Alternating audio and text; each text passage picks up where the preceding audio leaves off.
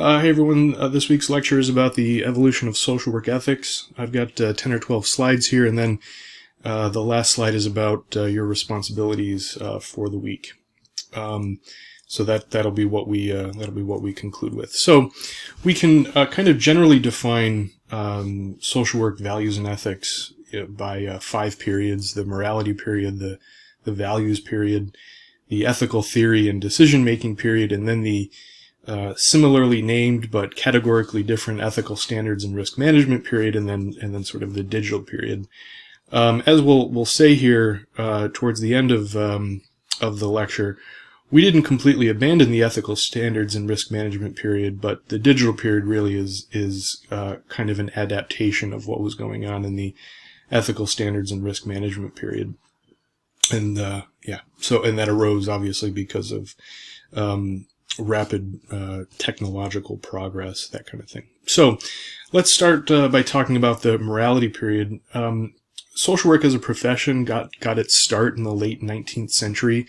The first social workers were often the wives of wealthy businessmen or wealthy factory owners. They were not known as social workers; they were known as friendly visitors. And their work or their job really was to travel travel to and visit people who were poor, sometimes called paupers, and teach them some morality. And so this was really a sort of paternalistic attempt to repair the morality of clients. They were seen, clients at this time, although they weren't called clients, but people who consumed the services of friendly visitors were seen as people who were damaged or sort of morally wayward. And the belief was that if we could fix their morality, we could eliminate poverty. We could eliminate, and then sort of all the conditions that were associated with poverty. We could eliminate alcoholism, and we could eliminate children born out of wedlock. We could eliminate dependency, that kind of thing. So we really were concerned not so much with the morality of a worker at this point, although they wouldn't have been called social workers. They would have just been sort of colloquially known as friendly visitors. We weren't really concerned with their morality. We were really concerned with imposing some morality on that of the clients. And as you can imagine, this really wasn't, this was really pretty antithetical to the way social work developed over the course of the next 100 years. And we're actually going to see that change pretty quickly here. And so we progress next to the values period.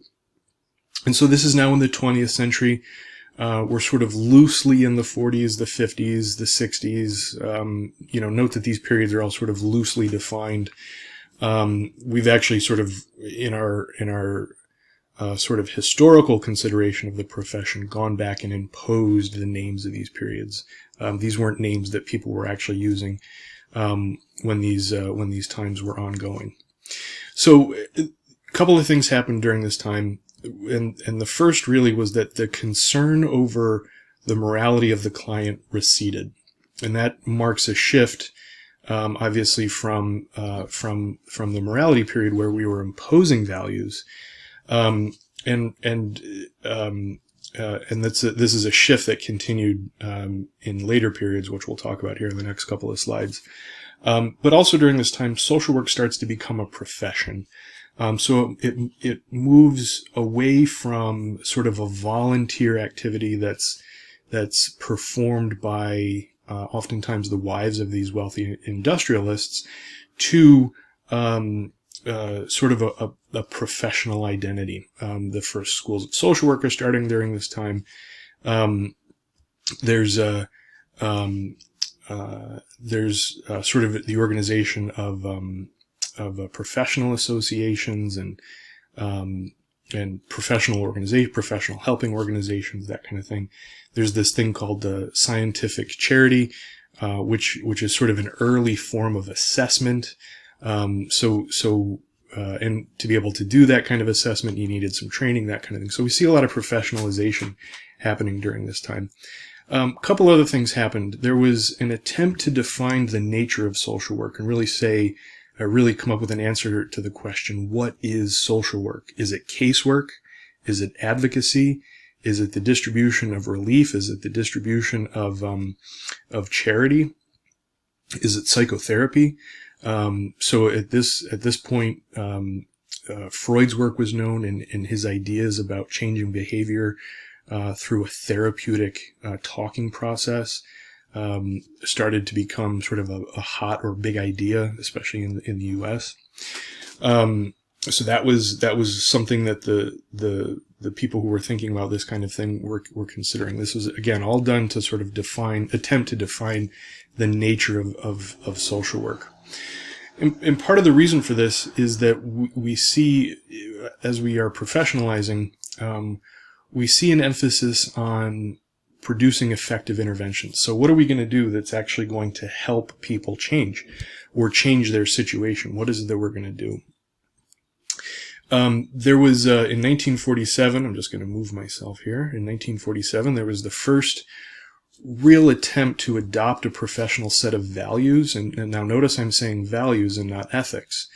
If you remember back to week 2, we made a distinction between values and ethics. And really, this was an attempt in 1947 at the Delegate Conference of the American Association of Social Workers. This was an attempt to adopt a professional set of values, not ethics.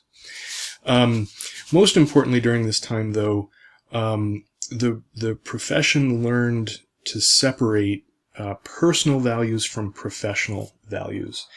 And so this, so as social work became a profession, we identified the importance of advocating for people that no one else, nor no other group in society was interested in advocating for.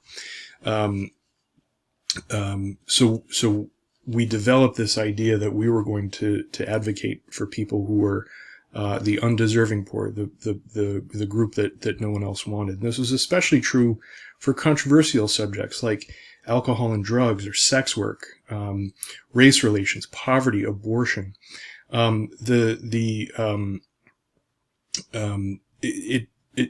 Social workers during this time sort of adopted this idea that the worker can hold one set of ideas about these controversial topics, but it doesn't necessarily have to be the same stance that a client has on these kinds of things. And so what really happened during this time is that we're moving away from imposing values on clients and starting to ask clients about what their values are and how their values can be a sort of source of change. Now, again, notice we're still talking about values here. We're not talking about ethics yet. That didn't really happen for another couple of decades, which we'll get to here in a second. So also during this time, again, this is the 40s, the 50s, the 60s, again, loosely defined, we start to focus on human rights, social justice, equality, discrimination, and oppression. This is probably because it coincided with other, social movements of the time. That included the civil rights movement in the 60s, the suffrage movement, which sort of transformed into feminism. So that would have happened in the 20s, 30s, 40s, 50s, that kind of thing. The development of birth control, which meant women now had choice over when they started families. This is sort of after the time of World War II. So if one of the defining features of World War II was that women had to make up a significant portion of the workforce because men were overseas fighting.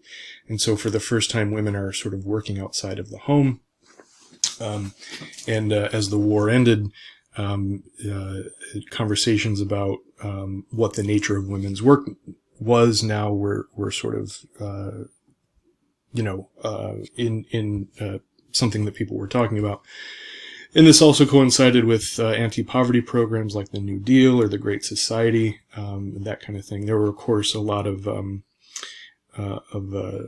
legislative and judicial accomplishments at this time, Brown versus Board of Education, so on and so forth, that all would have sort of been about equality and justice and reducing or attempting to end discrimination and oppression and that kind of thing. And so these things were actually probably good for our profession. They gave us sort of gave us sort of an alignment with values that were being discussed in America at the time, and it was something that social workers really sort of picked up on. But again, these are all values; these are not ethics, and so they tell us what is good and what we should be working for in the long term. But there's still a lot of differences in the profession with respect to ethics, and that starts to change in the 1970s. Let me just put myself up here so we can see all the text on this. So really, starting in the 1970s, there was another attempt to sort of articulate a professional set of ethics. And this is known as the ethical theory and decision-making period. During this time, two influential encyclopedias came out. They didn't come from social work. What they came from was medicine and then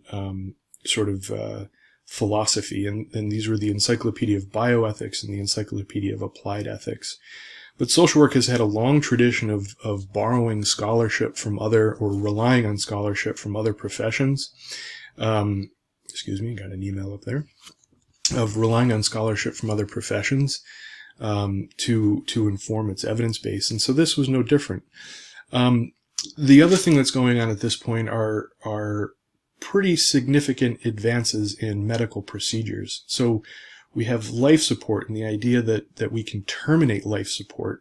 We have genetic engineering. We have psychopharmacology. So this idea that we can control or modulate people's behavior through medicine. We have organ transplantation. We have more and more an understanding of genes and how we can influence characteristics of babies, that kind of thing. So key questions start to emerge in sort of popular discourse and in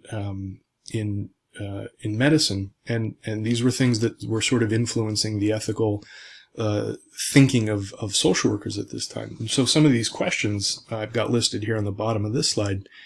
Who gets scarce resources? What's the procedure that we use to determine who gets an organ, for example, a kidney or a liver, when there's a very scarce number of these organs available and a high number of people who want them? What's the process that we go through to allocate these resources? Oops, let me advance the slide here. So there's other key questions here, and I'm just going to put myself back down on the bottom here. Other key questions start to develop, like when is it okay to terminate life support? When is it okay to influence a fetus's characteristics through selection and that kind of thing? There's a huge number of scandals and government scandals during this time. There were abuse allegations from clergy and physicians and prisons. Watergate happened during this time with Richard Nixon. And so people are sort of looking for public people and helpers like clergy, physicians, teachers, so on and so forth, counselors of all kind, lawyers would be another one. They're sort of looking to them to adopt a set of ethics to govern themselves. The last thing that's going on at this point was that there's a significant number of complaints to licensing boards, to professional associations, concerns about lawsuits. And so, again, these are all sort of goading professions into developing sort of a standard set of ethics for their profession, so that they're serving people, they're serving their clients in the way that they need to be. And this was true, again, for all of the sort of helping professions, for clergy, for physicians, for teachers, for lawyers, for social workers, for psychologists, for counselors. This wasn't something that was unique to social work, but what this led social workers to do is start to articulate theories that were important in how we make decisions about ethical ethical conundrums based on this ethical theory. So one of the things that emerges during this time was the Encyclopedia of Social Work, and this is sort of the first big, sort of big book of social work practice. There were a number of other books that emerged during this time. There were some meetings held by the NASW and the ASWB and CSWE and so on and so forth, and they were all attempts to codify a professional set of ethics. And although they were successful in some ways, there were effectively these competing set of ethical standards that came from all of these bodies. And so people would graduate from school, they would decide what professional body they were going to join, and then they would ascribe to that set of professional ethics. And the ethics were probably not all that different, but they were different enough to sort of contribute to a real heterogeneous profession. So by the 80s and the early 90s, what we can conclude is that there was still no profession-wide agreement on ethical standards, and this is in the 80s and 90s. So this really isn't all that long ago. And so what that gets us to really is the next phase, which we call ethical standards and risk management. And now note that we're transitioning away from theory to standards. Standards are effectively a way to operationalize the abstract concepts of theory. So we read widely about theory, and that's been true throughout sort of the history of social work education. And like I said, people would read about different kinds of theory, and that would influence their professional decision making. They would join different professional boards or professional associations, and that would sort of determine different what ethical standards they ascribe to. But we're now in the 90s, so litigation has continued.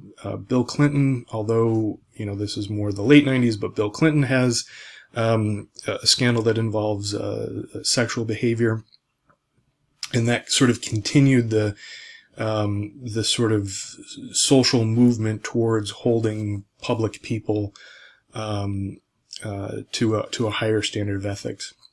But for our purposes, a couple of important things happened in 1992, 1993. So NASW at this point sort of emerges as the most shall we say powerful association of social workers. And this happened in the late 80s, early 90s.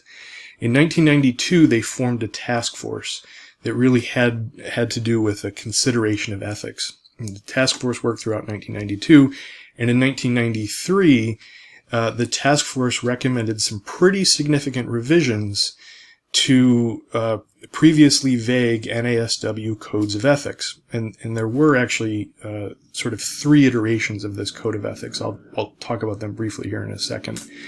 And this became what we know as our current code of ethics, which we'll talk about more on the next slide. So in 1960, the code consisted of 14 vague statements about professional behavior, what people should do. A lot of I statements. They were pretty vague. 7 years later, there was a non-discrimination code or non-discrimination clause added to the preamble that probably reflects the social movement at the time, the civil rights movement, and sort of social work's gravitation towards equality and justice and non-discrimination, that kind of thing. The code was revised in 1977. It was ratified then in 1979. There really was nothing from 1979 now until this task force's work in 1992. So 14, 15 years, there really was no revision to the code of ethics, and really no profession-wide unification of ethics. So that changes in 1996 when the task force, when the work of the task force was adopted by the NASW Delegate Assembly. And this really represents, so this, by the way, is what we still use this code that was adopted in 1996. This is what we still use in here in 2019, although there were some revisions in 2017. But by and large, this 1996 code is sort of what guides our ethical decision making right now. This really represents a fundamental shift in the approach to ethics. It became much more prescriptive. It moved away from sort of the vague and short statements about ethics that were the hallmarks of the code of ethics that were adopted in the 60s and 70s. And it actually became really quite a sizable document. It's not hugely long, but it came sort of much more meaty than it was in the 60s and 70s. So we have 4 sections to the NASW Code of Ethics. There's a preamble which summarizes the mission and the profession. The mission of the profession and the core values. Notice I said values and not ethics. There's the second section, which defines the purpose of the NASW Code of Ethics. It describes the code's function and how to deal with ethical dilemmas. So there's a series of suggestions and some guidance for how to deal with ethical dilemmas. The third section contains 6 broad ethical principles. And note that there is one principle for each of the values in the preamble. And so this sort of marks the distinction between values and ethics that we talked about previously, and sort of makes a distinction between values as this thing that that tells us what's good in the long term, and ethics, which tells us what's right in the short term. And then there's this fourth section, which is certainly the largest, and that's the section of ethical standards. And in that section, there's 155 specific ethical standards. They're divided into 6 categories: responsibilities to clients, responsibilities to colleagues, responsibilities to practice settings. There's ethical standards that we uphold as professionals, ethical standards that we have for the profession, and ethical duties, really, that we have to society at large. Also in this fourth section are guidelines for adjudication and really sanction of ethical violation. Now, again, they're only guidelines. They're not prescriptive features. But it is much more specific than previous codes were. So, moving forward here. Starting in the 2000s, we get into this thing called the digital period. And now, interestingly, in 1996, when the previous code was ratified, the internet wasn't really a thing.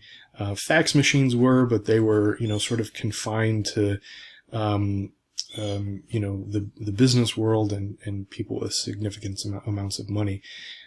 Really, just a couple of short years after 1996, we see the birth and rapid proliferation of the internet, of email, telephone, cell phone, social networks, that kind of thing. And these all present new ethical issues.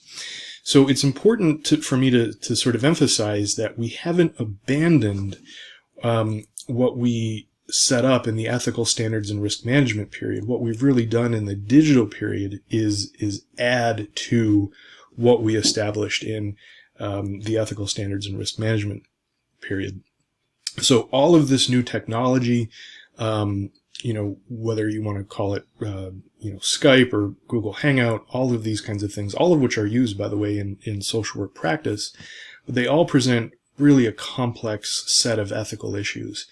And so in the 2000s, NASW and the ASWB, which is the Association of Social Work Boards, collaborated to establish standards on the use of technology in practice. And these standards, which we'll review later on in the semester, we'll talk about in more detail later on in the semester.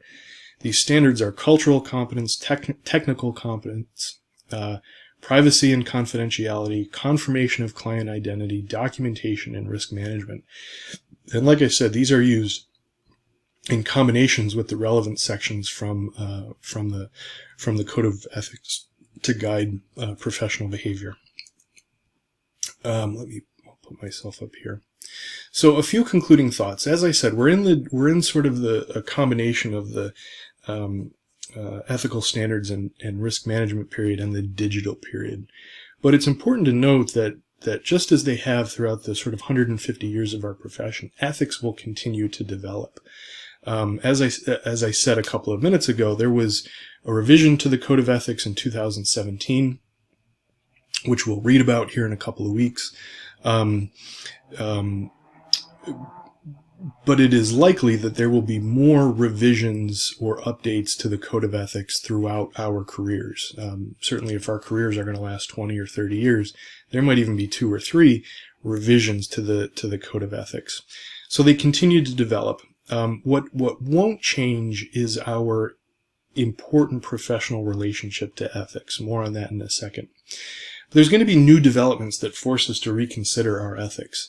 They could be technological, they could be geopolitical or social or economic or cultural. Frankly, we don't know, and people have tried to predict the new developments, but most of the time we can't. So we have to sort of respond to them in real time as they develop. Nevertheless, ethics are a significant source of strength for our profession, and the historical development of ethics is sort of a key feature of our profession. We social workers have a more detailed and nuanced ethical code than many other helping professions. That's certainly true for other behaviorally oriented professions, but it's generally true for other helping professions. We have a pretty meaty, a pretty substantial, if you will, code of ethics. And like I said, they're really a strength. They help influence positive outcomes. They help manage risk. They help with professional development. They help us to stay relevant in a world with a number of helping professions in it. So they help us to stay relevant. So we're one of the only professions that asks students to join its professional board as students. So we join NASW as students, and we sign off on upholding the Code of Ethics as students. Most other professions don't join their professional associations until after they've earned their degrees. And so they may read about ethical standards, but they don't influence their education and behavior from the very beginning of one's time in the profession, like social work does. And so, like I said, that's a real strength of our profession. We have a pretty deep relationship with ethics. We start to talk about ethics really at the beginning of our education, and that, like I said, that's sort of one of the hallmarks of our profession, and it will help us stay relevant and useful moving forward. So, just to conclude with a few thoughts about, or a few directions, I guess, about your tasks for week 3. There's no discussion this week, although the discussion from next week will draw on material from both this week and next week. There is one task for you to do this week. By the way, I should have mentioned this a second ago. There is no reading for this week, so there's only this lecture. There is some reading in the mandated reporter training, which is sort of your assignment this week. So the link to the mandated reporter training is on Moodle. You can either email me the certificate or submit it to the Dropbox. Either one is fine. As always, if you have any questions or you run into any problems, shoot me an email, give me a call. I am happy to help. Okay, thanks for watching.